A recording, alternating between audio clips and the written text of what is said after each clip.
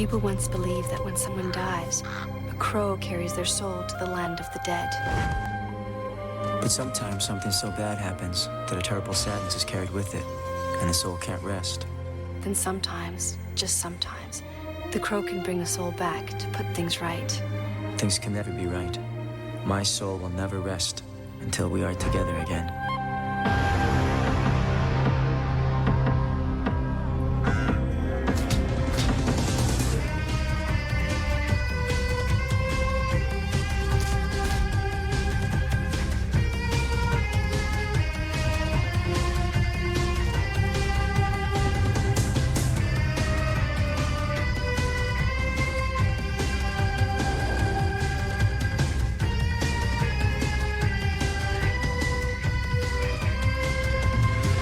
Welcome back, everybody, to another round of Suns and Shadows podcast. This time, Kevin and I are doing something back to 1998, 1999. Yes, we're doing The Crow, Stairway to Heaven, starring Mark Dacascos, and a pretty interesting cast. Of special note, I want to give a special shout out to Katie Stewart. I remember watching you in Stargate SG-1, young lady, and you carried through into The Crow. And a bunch of other famous Stargate actors and secondary characters had guest starred in that show. This was a Vancouver production, so there was a lot of carryover from the Vancouver acting crowd, and I was pretty pleased to see a bunch of familiar faces, especially any of you Stargate fans. Martouf is a really nasty bad guy in this series. Kevin, when I first saw this many, many, many years ago, I remember this was in syndicated television, and I watched it from beginning to end. However, I have some memory issues, apparently, and I don't exactly remember how it ends. Before we started production, you had mentioned, well, this ends on a cliffhanger. I'm like, I don't remember that at all. But having watched it live from week to week and with breaks in between, I did enjoy the show. Overall, quick assessment. The soundtrack's pretty dope. They used a lot of modern, current music at the time. And I thought Mark did a pretty damn good job, considering the show never went as dark as I had wanted it to, but it had some interesting ideas. Overall, I liked it, didn't love it. But Kevin, had you seen this before? What did you think? Or if you're just watching this now for the first time, what do you think this go around? And for everybody, we're only doing the first half. We're doing the first 11 episodes. Next time around, we're doing the last half. You know, I think that lack of darkness that you mentioned was probably the taste of Canada as well. Canada Dry, eh? The Vancouver production, anyway. Well, see, this was the year where I graduated, went off to college, and thought my life was about to kick off, and it got the legs kicked out from under it. So I didn't get to see this first thing until I'd gotten basically kicked out or dropped out of college. So had I seen this with a better head on my shoulders, I might not have used this to what I used to define as horrible TV that my dad watches. Aha. This was one of those shows that my dad would watch, be like, oh, this is pretty good. It's like, this is the worst fucking shit that I've ever seen. Is it because of the police procedural aspects, or because it was kind of hokey sci-fi? It was hokey sci-fi, and it wasn't dark like you said. I wanted the darkness. I wanted the goth, and it didn't have that. And the worst part about it is, on top of the chip on my shoulder that I had, is I didn't give it any time whatsoever. Like, I'd sit and watch bits and pieces of an episode here, bits and pieces of an episode there. I got no story to it whatsoever. So I got no appreciation for it either. So I want to give it that fairness and that apology now that I'm a little older. I can see that. I'm coming back around as far as somebody who liked it, but I literally haven't watched it since it was on TV. Never bought the DVD set. DVD set is pretty expensive and out of print. However, we watched this you can watch it either off of YouTube or you can watch it off of archive.org. As always, links are in the description down below. We get no kickbacks. They're all free links. Have at it if you want to just try a couple episodes. And just throw it out there. The one on archive.org is an AI remaster. So it's got some oomph to the graphics and the audio. It actually looks and sounds pretty good for a show from that old. Yeah, it looks better than my dad's old shitty-ass CRTV. Or CRT TV. Hey, there's a time and a place for that, but they didn't do too much of that in this show. They just did a couple camcorder things hooked up to a TV and early era cell phones. Yeah. The Nokias. And the gigantic flip phones like Paul E. Dangerously had in WCW that he would hit over wrestlers' heads with. The gigantic brick phones. Bricks, yes. Those were amazing. Yeah, there was a couple brick phones in this show.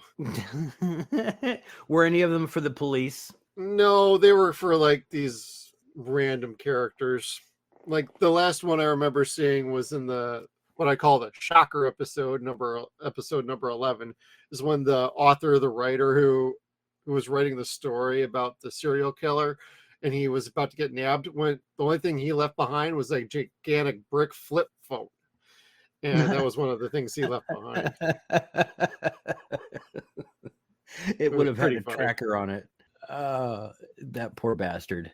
Go ahead.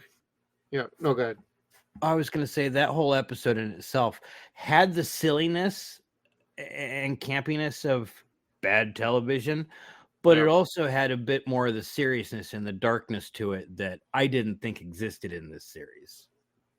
Yeah, there are moments where the show really hits that little sweet spot, but it's so few and far between. It makes you wonder like what they were really aiming for with this show. But you're trying to encroach upon a television audience. So you have to tone it down enough. And for syndicated TV, you're trying to market to network televisions in each specific city. So what might be on like the WB channel in one city is probably going to be on the UPN channel in another, might be on the CBS affiliate in another. So you're trying to make sure you have a target audience and networks that are willing to play this kind of content. It can't be too bloody, can't be too sexy, it can't be too much this, too much of that. So this is when you take a property like The Crow and it feels like you're pigeonholing it into a genre and restrictions that really don't play to The Crow's strengths. Now, I'm not the big comic book guy like you or other people that we know, but from what I understand and basing it based off of just The Crow movie starring Brandon Lee and directed by Alex Proyas, that in a nutshell is what I base everything on. Because I know nothing of the comic books, but based on that, this show just felt like you went from an R-rated show to a PG-rated version, and you're trying to increase the mythology. Victims, aren't we all? Now, while that will work with some properties, I don't think it ultimately translated that great for this show, but they would get into moments here and there of dipping into what could be pretty dark. You have at one point Eric kills Top Dollar, who ultimately is trying to get himself killed so he can use that rage and become a different being of sorts. And so there is death in this show, but it's not bloody. It's not even satisfying when it happens. No. And one of the more interesting villains to start with is the snake guy at the beginning. And to be frank, I don't even know if that guy comes back or not. But they reference him from time or two. Mr. Crandall is what I wrote down for his name. Was that his name? Crandall? Something. Yeah, he was like the guy in the wheelchair with the big boa constrictor. Yeah. I wanted to write down Jake the Snake Roberts, but this guy was not on enough drug. Well, that was Private Drake from Aliens. So I mean, that was nice to see him. Game over, man. Game over. Kinda. But golly, he went over the top hard and fast when it came to him outing himself as a crow. Yep. Not a crow, because they kept trying to shoo the bird away. He did okay. Like, really, he specifically saved this series for me because the way they have it loaded up in the archive is it goes episode 1, 3, 2, and then 4. Yep. But they don't list it that way, I don't think. No. And so I went from the pilot episode to kind of more or less where the movie ends, except for they have big time, or what's the guy's name? Top Dollar. I'm sorry, I have it written down that like J.O. Barr named all these all the gang guys. He named them all after the fucking Beagle Boys, like Big Time, Burger, Ma, Top Dollar, holla if you hear me. Tintin, just going away on Darla. Anyway, we're Skank Boy. Skank Boy, that's right. They left his ass out, didn't they? Yep, couldn't put that on TV at those times. Which is funny because fucking that's where Comedy Central's like, Skank, put that on there. Yes, please do. Say Actually, ramp up the skank factor. We want more skanks and more characters named Skanks. And wasn't this kind of a Fox production? So, I mean, you would have figured the skankier the better. I don't think this was Fox. No? No. I don't know. I thought this was Paramount. It might have been. From what I was reading is the or Warner Brothers. Whoever it was, they had gone through another management shift, as it were. Another parent company bought the studio, and they just didn't like this while it was in pre-production for season 2. And that's why everything kind of flopped the way that it did. And they tried getting like a 3-issue or 3 episodes like return, then a movie, nothing. They wouldn't give any leeway for this to return. It's kind of like, well, that sucks. Mark was not a bad crow at all. Universal ended up buying it. Ah, that would do it. Yep. I just looked it up here, everybody. Power the internet and editing in post. No, we're doing this live. But no, it looks like Universal bought out the production company Polygram Filmed Entertainment, and they're the ones who ultimately canceled it because that's what they do. They suck ass. We're gonna mother bitches buy this and shelve it, because if anyone sees it, they won't get the insurance money.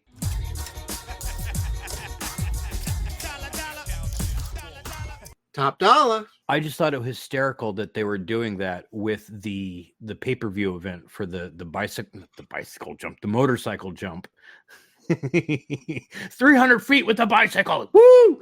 If the guy even came out and was seen on the bike and attempted the jump, then the insurance wouldn't pay the promoter back.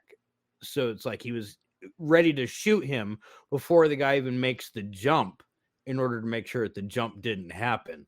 So he'd be able to get that insurance money. And it's kind of like, oh, wow. Zazoff was watching this as a kid being like, you know what? I'm going to write this shit down for when I'm an adult. Yep.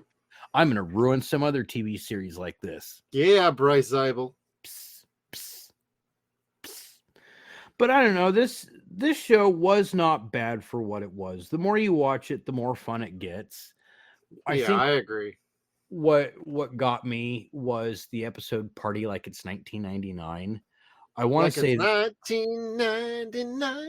Yeah, like that's probably the stupidest thing I've ever seen on TV, and I've seen Gen X. Like, it's really dumb. But my buddy Martoof was in this episode, yo. They should have just named him Martoof. With this stupid fucking smile. Oh my god. What was the whole goddamn plot concept of creating a cult of kids, rave kids, to go trash people's houses to like get bank account numbers for later? It's the Die Hard concept, my buddy, because they were going to blow up the house with the kids in it. Oh darn, the kids were there just trying to create havoc, create chaos, throw a party, blow shit up, steal things. Oh darn, by the time they figure it out, they'll be sitting on the beach sipping Mai Tais and earning 20%. That's right, but they were lying to Sarah's friend who wanted the system to go down, and it's like, oh, stop. And bitch, that ain't happening. You lied to me? You said you wanted the system to go down. Yeah, well, we were just using your sorry ass to get some real money and let you all take the fall and die at the same time. So, works for us. That's just what we call pillow talk, baby. Yeah, this is what we call adulting over here. We got the plans. We got the end game. You guys have no future ahead of you because you fell into this like a bunch of morons. Yeah, so it's like that's what I watched immediately after the pilot, and I wanted to stop watching. It's like, I remember this. I remember where I was when I watched this for the first time. I remember fucking being so disgusted by it. Still pretty goddamn disgusted by it. Trying to figure out how and why Eric is working at the fucking nightclub. Like, but he's a zombie. Okay. Well, I watched this apparently in a different order than you did because I didn't watch that episode till the 4th episode. I don't know how I got. Yeah. It threw me off at first, and I had to like rewrite all my notes, at least the title. Yeah, because I got the pilot, I got sold out where we have dude with the snake. Then I have the get a life where he's got to get a job and pay the rent. And then in episode 4, he's working at the bar, and we're going through the using kids angle to commit crimes, which we probably couldn't show nowadays, unfortunately. But I don't know. But fuck it, it's in this show, so we're covering it anyway. Oh yeah, we're gonna cover the shit out of it. They're not innocent, they're bastards. The evil children, they must suffer. They're the future. No, but like we were just talking about, like there is a decent show here. Like at times there's definitely a good heart to it. It does feel good natured at times. Like it's trying to give some sort of a message, which most shows back in this era, they all had some sort of message or kind of grounding that they could have of like, hey, there's a second chance to redeem yourself. Hey, there's always a chance to repair a relationship with your parents, like Sarah and Darla. There's always time to fix things, make things right. And that's kind of the core of this show is Eric Draven's back on Earth to make things right, which kind of goes against the movie because all he had to do was make things right with his particular situation, not everybody else's life.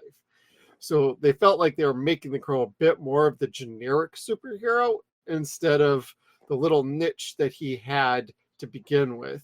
Instead of trying to bring down the people that were responsible for his death, him and Shelley's death for the whole first season, they took care of that in basically 2 episodes and then tried to stretch out the epilogue of that for another 20 episodes. They're doing okay so far. They mentioned it keeps killing everybody, but they keep coming back. So, you know, when Burger Time does eventually come back, he is kind of funny at first, and then he gets like his voice. He keeps talking like this, and he won't stop. It wasn't interesting in the pilot. And his character never evolves. He just keeps talking this way. And you just want him to stop talking. You just want to smack the taste out of his mouth. And that's really the huzzah to him dying. Is it's not like the end of the fight. It's just the end of him talking until we get around to him, I'm sure, in a few episodes. Ha-ha! Ha! I get that clip from fucking Bruce Campbell. God, what was it? Anytime he's the great dragoon and he throws his cape over his shoulder, I always hear it in my head. Nah. Ah, yes, jack of all trades, everybody. Yeah. 1901, the revolution had been won, and Uncle Sam's favorite son had a jolly needed gun, which brought Jack to his lady, both beautiful and smart, who found his mix intriguing. A scoundrel with a heart. Brain damage to me. Thank you. The revolution had been won. I'm not singing. Don't, because the only thing that's going to come out of my mouth next is going to be fart. So, well, then that brings up, like, what did you think of like the theme song? I actually really dug it myself. Like, I would let that play. That I will be honest. Like, one of the strengths to this show is the pretty good music selection, including a pretty good theme for the show. So I will say this about that. Peter Manning Robertson wrote a pretty good composition for this series. And it was a lot of it, of course, The Crow is supposed to be goth rock and very much rock and roll. And it sounds like it is, but it's not. It's not. The music that's incorporated is all like pop music, popular pop music from the time. That's forgivable. That's 1998. That's just the way things were at the time. Including Rob Zombie. Yes, and garbage. Mm-hmm. But before I derail myself, because I'm about to lose the thought, music, blues. It was blues rock is what it was. It was not gothic at all. Like, it was very bluesy, like Yeah. pleasantly so. Because I like blues music. But I was kind of like, hey, wait a second. Yeah, it got a little eclectic at times with the music selection, but I think for the most part, it felt like it was in its own lane for this particular show. It didn't really carry forth with like what you were talking about with like the goth rock. Yeah, and golly, they wanted to keep calling it like he was the Halloween rocker that got murdered, and he is that. He was too pretty for that. Most of the time, yes, but until he changed, which his transformation, which we haven't talked about, that was very different from the movie. Also, yes, he actually turns ashy and has the makeup come out of his pores. And his eyes. Yeah, and I guess that's cool. I didn't mind it. I thought that was a pretty interesting twist. Instead of just applying it to your face yourself like every time. The old problem with Iron Man having to put on his clunky ass shit every time. Yeah, Iron Man, Tony Stark. What the fuck, dude? Fix that shit. No, I mean, you're right. It wasn't that bad. It was a little like, huh, at first, but after a while, like everything else, you get used to it. And once you get used to the pacing of the show and the tone of the show, yeah, it gets to be part of the fun. That's very true, because that seems to be where it takes a while for the show to get kind of up and running, especially with its tone and pacing, like you just said. The tone and pacing, especially the way it interacts with people like Eric and Daryl, or Detective Albrecht, whatever you want to call him. Mark Gomez. Fucking you piece of shit. He's not Mexican. It's Gomes. Gomes, God damn it. You could even do Gomez if you want. It's not Gomez. Jesus Christ. Gomes? If you want to do true Portuguese? Fuck. Gomez. Fucking racist. It's Racist Thursday on our show. Says is every Thursday. No, Mark Gomes is pretty awesome in the role of Detective Albrecht or Albrecht. I think it took a little while for the chemistry to kind of gel, but I really like their interplay a lot. Yes, like it took several episodes for him to even see Eric turn into the Crow. And finally believe his ass. Yes, and then even longer, which I think was finally episode 10 or 11, where he's like, you know what? I believe who you are, and, you know, we're kind of in this together. Yep, pretty much. And you're kind of like, oh, okay, he's finally achieving Ernie Hudson level. Cool. Finally, they're letting his character get there. Otherwise, he's just a hard ass the rest of the time. To the point where it's just kind of like, gosh, this new partner, like, do I feel bad for him? Or is this kind of what Albrecht gets after all this time?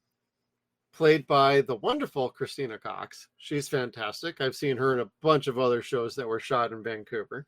So like the whole Vancouver thing really is a club. It really is. And I have a feeling we're about to see a few more in the second half of this show. Oh, I imagine so. Too bad we probably won't be seeing Sebastian Spence in this show. He was too busy shooting First Wave at the time, but that'd be pretty funny too. We saw him in our special unit 2 in the second season. So who was he? He was in the Rocks episode. He was the one trying to woo Kate Benson.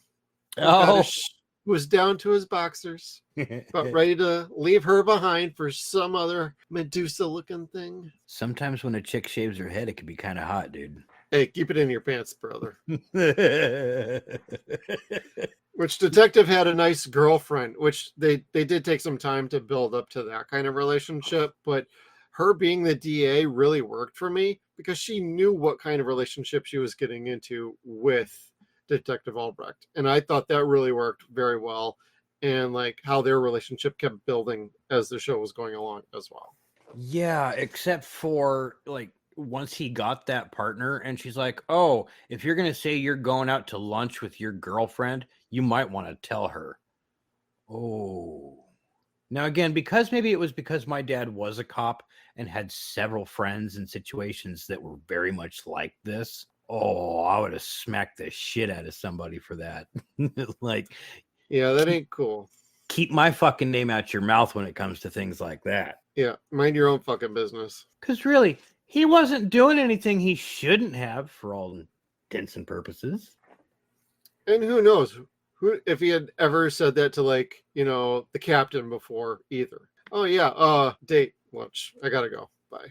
Then he goes off on a beat and takes out a hint, you know. Maybe that's his code for going out to have lunch with the captain. We don't know. Yeah. Who was also not a good character. He was a tough one for me. I don't even know if I ever came around on him. I mean, he had a moment here or there where he was like, you know, I know we went to the academy, and as a friend, I totally agree with you, but I'm your captain, so knock it the fuck off. It's like, it's like a backhanded compliment in not even like a split second. It's like, dude, are you gonna be likable or are you gonna be a dick? You cannot be both. This is not the right kind of show to have that kind of complicated character in, and this actor is not playing that very well to begin with. Now, I don't normally knock on actors, but the guy who played the captain, I don't think he understood what his role was. I also would put that on the writers and the director of whatever particular episodes, because there were episodes that felt like he was going somewhere. And then in the next one, nah, fuck that. We're not doing that anymore. I'm just the shitty captain. Get to work. Yeah, it's like, are you going to do anything with this character? Otherwise, why do you even have him as a character?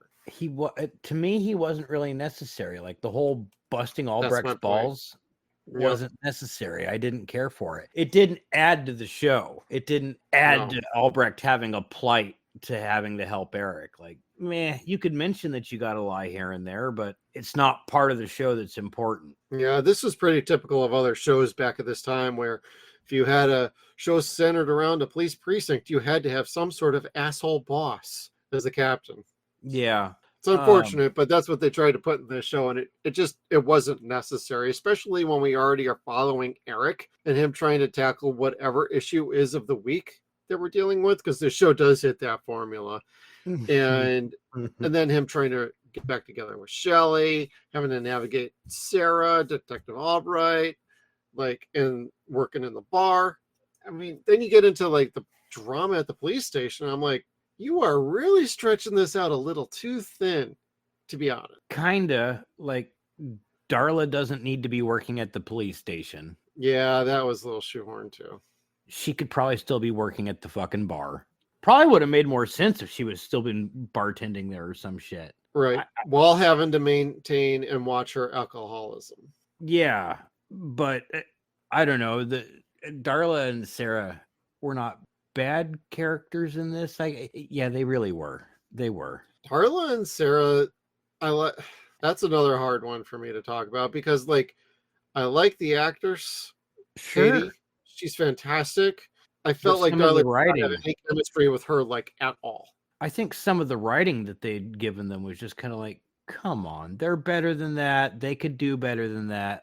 Let them be better than that. Right. Now, what I don't remember is if it improves over the second half. This is just the first half. So with most shows during this time that were about 22, 24 episodes, many of these shows would have a hard time getting their feet under them and getting progressed far enough to where, okay, this worked, this didn't work, let's tweak it, let's fix it. Until we get to the second half of the show, I honestly don't remember if it improves or doesn't improve, or if they end up dialing it in to a point where, okay, now we figured out the rhythm, we figured out the formula, we figured out the relationships with everybody, let's go forward.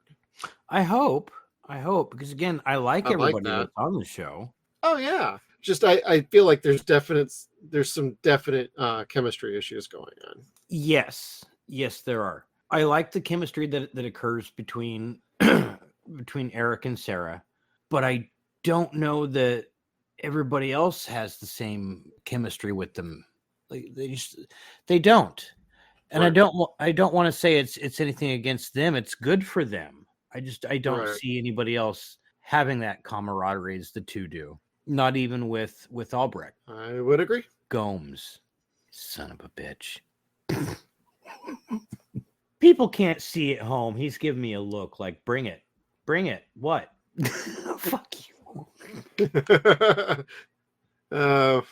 But, at least the relationship between like Shelley and Eric was very well established. I really like what they were doing with Shelley as kind of like a gatekeeper, basically, for going into heaven and crossing the bridge, heading towards the light, her waiting there permanently for Eric to show up. And I really like that they gave her a role like that. And that could be easily explained as to what she was doing in the show and give her something to do. That was something I felt was A-okay and appropriate, and it fit the show very, very nicely. But I also really liked when her and Eric were on screen together as a couple. Mhm. I felt like I could buy that. That's one of those, okay, they nailed the chemistry.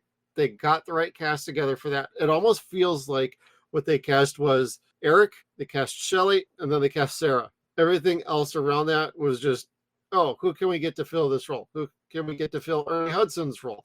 Okay, we're going to go ahead and get Gomez. Fucking piece of shit. Gomes! Not Mexican. Which is funny because I could hear my godmother yelling in the back of my head going, but you are!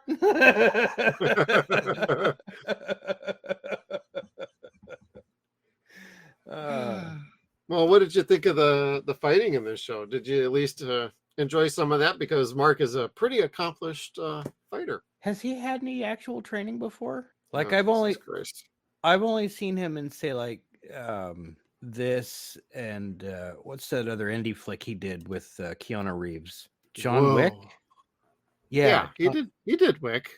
Yeah, that's where he was more of a. But I didn't really he was more see him bald and an asshole. So, well, did he do anything like special martial arts in that movie? I don't. Well, he's a 4th degree black belt. I know that. Dude, he's been one of my heroes since I was a little kid. Oh my god. No, I absolutely adore Mark Dacascos. I always have. Yeah. Please forgive me for saying it. Ever since Double Dragon, dude. A horrible fucking movie, but I loved him. I always did. Great. I liked him in Brotherhood of the Wolf. People tend to forget about that one, but he was fantastic in that. I don't think I saw that since it first came out in the theater. And even then, I think I was only cleaning the theater at the time. That'll do it. Yeah. But no, he's one of the very few people. In fact, the only person, if we're going to talk about Eric Draven specifically, he's one of the very few people that have replaced Brandon Lee as a Crow. Yep. And I've not been bothered or offended by it or been like, God, he sucks. No, Yep. I'm very much 110% a fan of his portrayal of Eric Draven. Yes. That was the only thing that I like 110% say this show got right, is they got his sarcasm, his playfulness, his cat and mouse antics with the bad guys down. Yes. And his fighting is lightning fast. It was amazing. Yep. It was tight. It looked great. I just wish they had done more of it, because he could easily handle the work himself, and he did most of the stuff himself. He's known for his stunts. He's known for his fighting and his acting. He's tremendous. And that's where I feel like they really played to his strengths. And like you just said, he's like the only guy who's done the Eric Draven thing outside of Brandon Lee that I was A-okay with. Because watching him as Eric, it feels okay. It feels like we can take this. It's not like we're trying to do some weird Jared Leto Joker version of the Crow, or we're trying to do some wigged out cocaine riddled actor who's trying to reclaim his career, you know? Really? Is Skarsgård that bad already? Like I knew Boy Kills World was going to be weird, but he could stand to eat a couple of burgers and donuts. Fuck you. Oh wait. I guess I could stand to stop eating them at this point now, can't I? Yeah, for the 6 that you're going to stop eating, you could give it to him so he could put on some real pounds. No, it is Post Malone bullshit Crow movie. I have no desire to see that, although I'm sure we'll end up having to at some point for ZPR. Yeah, we'll see. But that's partially why we were doing the Crow month is, hey, there's some fun Crow things happening this year. Well, we didn't know until not too long ago that the Crow remake was not looking too great. And we didn't know until maybe an hour or two ago that it It got bumped to August, everybody. Yep, that means reshoots. Golly, I'm going to guess a whole bunch of re-editing on that one, some probably story refurbs. My guess is reworking the soundtrack to include some Janet Jackson, also some, NWA from the 90s. Yeah, we got to work on our hip hop and R&B in this. I like NWA, dude. Fucking Automobile's a cool ass tune. You go on the speed limit, get the fuck out of my way. I said, bitch. Anyway, run, bitch, get out the way. Get out the way, bitch, get out the way.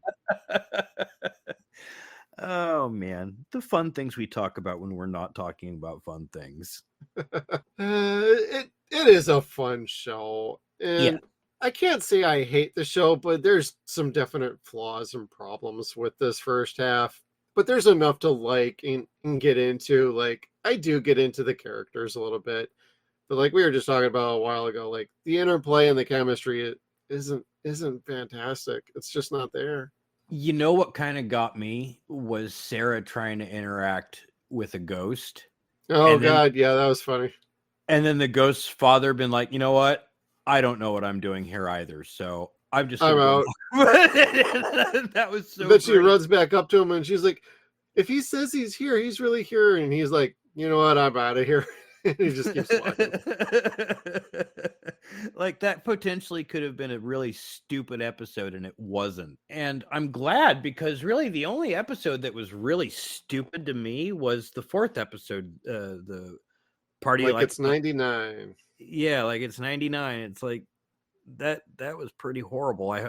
I'm glad nothing else that we've seen yet or so far up to episode 11 has been that bad. Yeah, even I'll give you on the like it's 1999. That's not a great episode. I mean, even the fight, everything, like basically from the word go, it felt like that episode just didn't fit like at all. You're talking about a home invasion storyline. You got a crash and smash parties. They're using kids. It's Bonnie and Clyde. It didn't feel right. It didn't fit. It just felt like, oh, hey, this is an idea for a filler episode. Let's throw it in there and see what happens. What's popular with all the kids these days? Raves. Yeah, let's do that. Where we destroy $1,000 pieces of art. Yeah, let's trash it. That's not ours. And nothing ever happens. Meh. But we'll have cool music to it. Yeah. And dancing. Just make sure you take the good booze on the way out, Kevin. Yeah, right. Did not think about no more of that cheap stuff. Hey, we're up in Vancouver. It's either Labatt Blue, Molson Ice, or something. Got to get some good beer up in here. You know what? I don't know what good Canadian beer is. I don't know what good beer is. I like Coors Light, so. They have some good Canadian whiskey up there. See, Caribou Crossing is a good one. You know more about that than I do. Well, if you could find it in America, it's worth getting. Otherwise, you got to go back up there to go get it. It's kind of a high-level whiskey. I like Canadian Baco Noir, but I couldn't tell you from which province it was grown. But it's good shit. Not whatever the fuck that cologne's called. Gomez? Shut up! Fuck you. That's going to be the running gag now. He's not Mexican. Jesus. I'm totally derailing us. Please just stop the hate mail from everyone writing in going, I am, what the fuck of it? Nothing. He's not.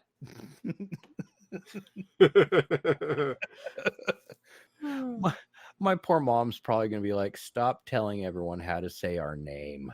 Yeah, Kev in. Doxing my family. Gomes. Gomsh. Yeah. What's funny is I got to make Jonah Ray giggle by saying my name properly. He's like, yeah, I understand that. Hey, there you go. You got to spit a little bit when you say it when you speak Portuguese. Gotcha. Racist Thursdays again on Suns and Shadows. Homies and Gomies. But anyway, I know we usually ask the question, who was your favorite cameo? And I brought him up earlier in the week, and goddamn, I smiled so big when I saw him in episode 5. The voices, Lightning Boy.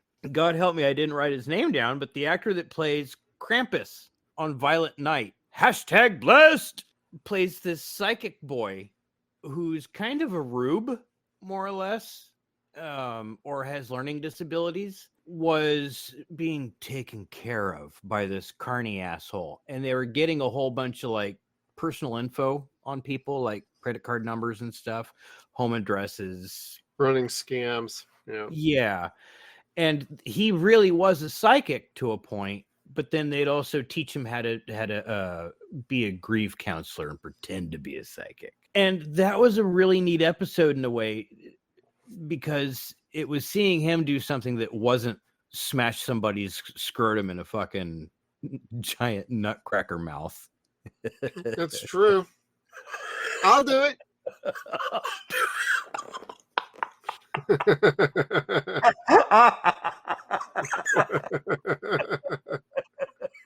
That's what I love about sociopaths. That episode of ZPR still hasn't reached 1,000 views, and I'm kind of like, but I thought everyone loved that movie. It'll get there eventually.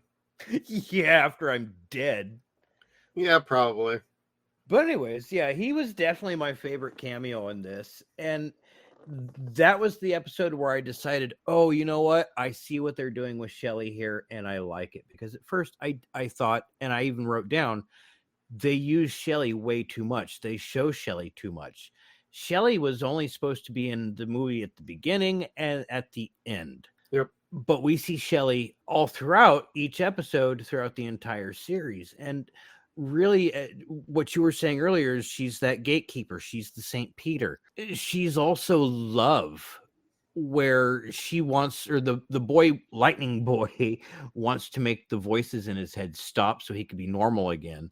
And the only way for that to happen is for him to be struck by lightning again. So Eric has to get struck by lightning to kind of discharge the electricity to go through Lightning Boy and not kill him. Funnel it. Yeah.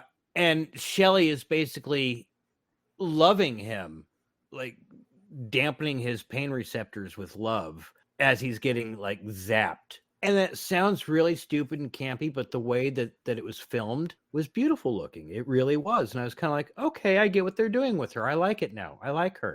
And she is one of those characters where, yeah, you do want to get to see more of her. You do want to see her interact with Eric more, even as a ghost. And you don't mind seeing their flashbacks at all. No, the flashbacks are done exceedingly well. I think those are well placed, well paced out, actually. They don't do it in every episode. They do it from time to time when it serves the purpose of the story. So it feels like when they're actually focusing on the story of Shelley and Eric specifically, it feels very focused. That's why it makes it so jarring when they're doing other things that don't really fit the narrative, that it's so jarring. Like, man, you have a good story already, but it feels like you're just adding too much to blow, and it feels bloated at times. It's unfortunate because the Eric and Shelley stuff is so good. And I love how they did Shelley as far as the show goes, as far as like, there's times when she's barely in an episode, and it's clearly because there's an issue going on that Eric has to resolve. And whether that was intentional because the actress had scheduling conflicts or what, who knows, or if they just felt like, let's spread this out enough to keep people interested and then keep it coming back when there is a full story that we can dive into. And I like that. She's part of the main cast, so it worked for me what they were doing with Shelley.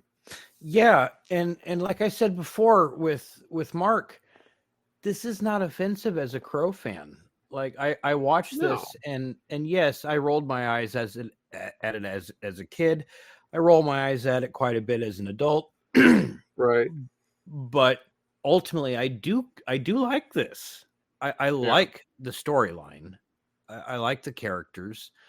I don't like all the side characters because it's like you said, they pour a lot of gravy on this tiny steak. This filet mignon has a lot of gravy get poured all over it.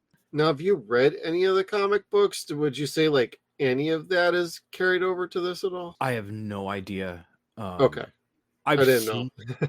I've seen the original. I've gotten to touch it, but I don't actually own it. Okay. Yeah. So again, I'm like you in this regard. I don't have that knowledge or experience of backstory.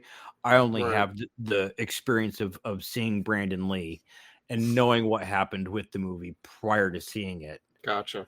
And then knowing that prior to seeing this. So golly, the fact that they even made this back then so soon after the fact, and it was only 4 years, was kind of like, whew, golly, that was a gamble.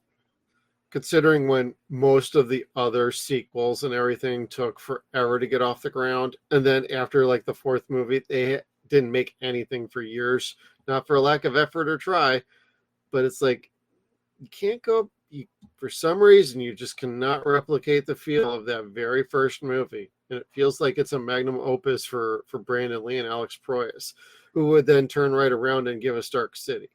So, but after that, it's like, well, what did he really do after that was really worthwhile? It's just kind of tough how do you go back to The Crow and then remake it, or try and reinvent it, or do a different story? And from what I understand, there's different Crows that could have been adapted. And apparently that's what they were trying to do in like the third and the fourth movie. I'm fuzzy on City of Angels, but we are covering first one and City of Angels for our 0 Point review series. But I honestly don't remember how most of that works, or if I think that they just carried Sarah from the first one as a character, not the actress. I believe Sarah is in City of Angels. Yes. So what they were trying to do, like with this particular show, is just adapting the main original story. And, for somehow it worked, but every remake they've tried ever since then has not. No. And one of them had a really good actor. Eric Mabius was in part 3, and I want to say Fred Ward was the bad guy. And that was a horrible ass movie, but 2 really good actors. Fred got a nice paycheck out of that, I believe. I bet he did. And then the fourth one, God forbid, had Eddie Furlong in it and Tara Reid. No. Golly. I will watch this on repeat over that movie, just 20 seconds of that. Sure. This is tolerable. I'll even watch the third one again. Jesus Christ. I ain't doing with Edward for a long one. That was fucking horrible. Wicked Prayer. That's right.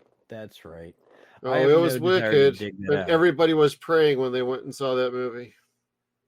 Exorcise the demons. Demon, be gone with you. And then no more Crow for quite a while. They should probably still leave it that way, but we know that's not going to happen. No, but at least the 4K for The Crow is now coming out very soon. Finally, a good transfer for that movie that hasn't had a good transfer since DVD. Well, you don't want it to get so clear. No.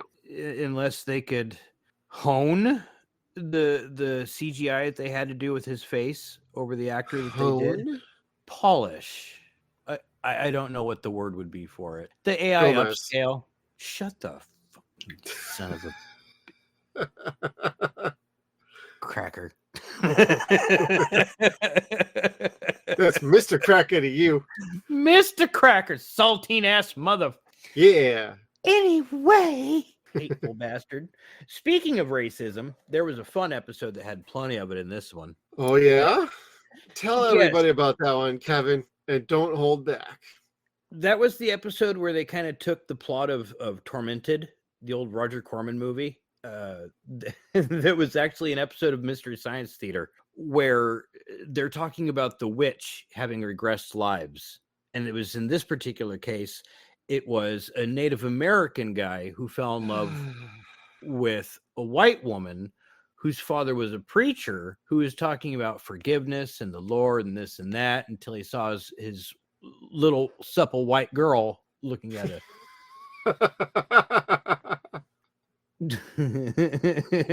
I'm just saying he might have been a little jealous because he gave the go-ahead for 4 guys to rape his daughter. That's all I'm saying. And then kill her. Yes, like he was totally okay with that. Where are all the white women at? Well, the white women. It was gross. And then they hang the Native American, and they kept saying, "Go ahead and kill the Indian." It's like, I know it's 1998, but can we please stop saying that? It wasn't cool then. Like, come on now. No, it could have been worse. They could have done the tomahawk chop. While rooting for Atlanta. Or the Florida Seminoles. Whoa. I'm kidding. That was a good World Series. It was, though. Yeah. That I didn't see. That I do remember watching. I watched the first few games. I didn't get to watch the winning game due to various reasons. I think I went to Disneyland instead. Anyway, total digression. Well, at least the crow ain't owned by Disney. No, that's true. Or Shelley would be a Disney princess. Shelley. Oh, the Tormented episode. It didn't bother me so much. It was kind of predictable because it was Tormented, but it ended like She-Hulk. They all went for a yurtin. Yeah. Well, that was super funny with the shrink passing out in the middle of the ritual in the sweat lodge. And he's waking up. He's like, I'm totally not getting my license back now. He had lost his license due to what he was practicing for research. Yeah, the hypnosis and regression and past lives was so out there that it was basically parapsychology, and parapsychology is not psychology to the academic world. Right. So, and it was really bad back then. It's a little bit better now thanks to Hollywood, but back then not as much. That is true. Got any other fun episodes that you were digging on or not digging on? I mean, I know we talked about 99. I think the only other one that I kind of wanted to talk about was Through a Dark Circle, where basically we learned about a website and watch out for stranger danger because the internet is new. So Skate Girl, don't talk to Nightmare and then meet him in a club all by yourself. That was not great. Way to go, Sarah. Although I do love Eric's reaction. A stranger? Like, are you fucking high? Some stranger off the internet? It's like, yep. That's true. We didn't really know things like that back then. Like, we did. It just wasn't public knowledge. Right. I mean, you're talking like 98. I mean, there was a little bit of that, but that was pretty interesting. And she's using police computers to do her online chatting. I can't say anything about that. Gotcha. Still not past the statute of limitations on that one, hey? Probably not. I've touched things I ought not to have. That's all I could say. Well, Eric certainly did that enough in this show. Yeah, like for again, for a zombie, he gets around and he has a pretty normal life. All things he never eats. Never eats, never sleeps, pays the rent. Barely. Doesn't want the window fixed because he's in the witness relocation program. Because he works for the feds. Yeah. Yep. People at home going, why are we watching this? Why? It's like you guys keep rambling on and you start talking about something interesting and then it just kind of trails off. Yeah, well, that's kind of the show. That's true. It is, because there's a lot of his filler episode, and when something important happens, it's still inside or within a filler episode. Relatively, yes. Like literally, I think there's only maybe 2, maybe 3 episodes out of these first 11 that actually play any role into a long-term story. Yeah. So when we do our 6-pack, that's actually going to be, I'm going to say, pretty easy. I'm assuming. I'm probably going to be really drunk for that one. I don't know. It's all Jeff, over the you place. Decide. Kind of. I'm a politician. I can't make decisions. Yeah, we'll just call in Gomez. Gomez, fuck you. Mr. Gomes, I'm sorry. I'm just making a joke. Thank you. Yes, my uncle I'm just might trying to irritate my co-host. That's all. My uncle would be quite happy to know that, as would my cousins, who really... Anyway. Gotta amuse ourselves a little bit here. What, you want the same podcast where people drone on for 4 hours? Yes. Let's break down every sentence of every episode. And let's really deep dive into the narrative structures of Draven and Shelley and what that really means to the allegory as it pertains to then a Shakespearean love story of Romeo and Juliet, but Romeo still lives after that. No, we ain't fucking doing that, as cool as that might have sounded. No, my mind's still back on Mystery Science Theater with the tormented. I could not say, for I am mad. Just shock them alive with a couple paddles. That was fun. Electricity's always fun. It brings everything. Even Sarah made the life. joke like, it can't hurt. He's already dead. I like how practical she is. Yeah, I really like what they did with her character. They made her very smart, even though she would occasionally do something stupid. But it always came back around of, I know I was doing something stupid. That's why I did it. Right? Duh. I'm explaining things like that. And there was a couple of times when even she said to like Eric or Albright, and she's just basically saying, if you don't tell me, I'm just going to find out anyway. So just level with me right now.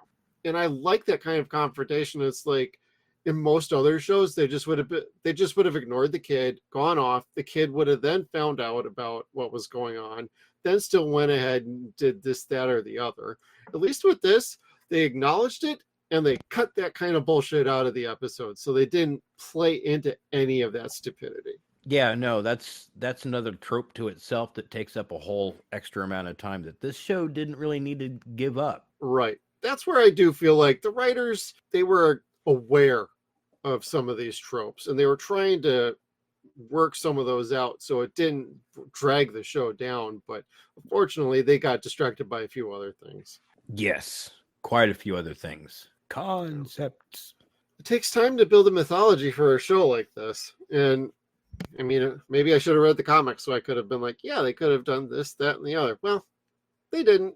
And I didn't. So that's the way it goes. Well, again, you have to keep coming up with stories to have things to have him do in between time of making things right for him to go back. Because, like, at some point you have to figure what is wrong that's still not right. Because Shelley seems to be okay. You seem to be okay.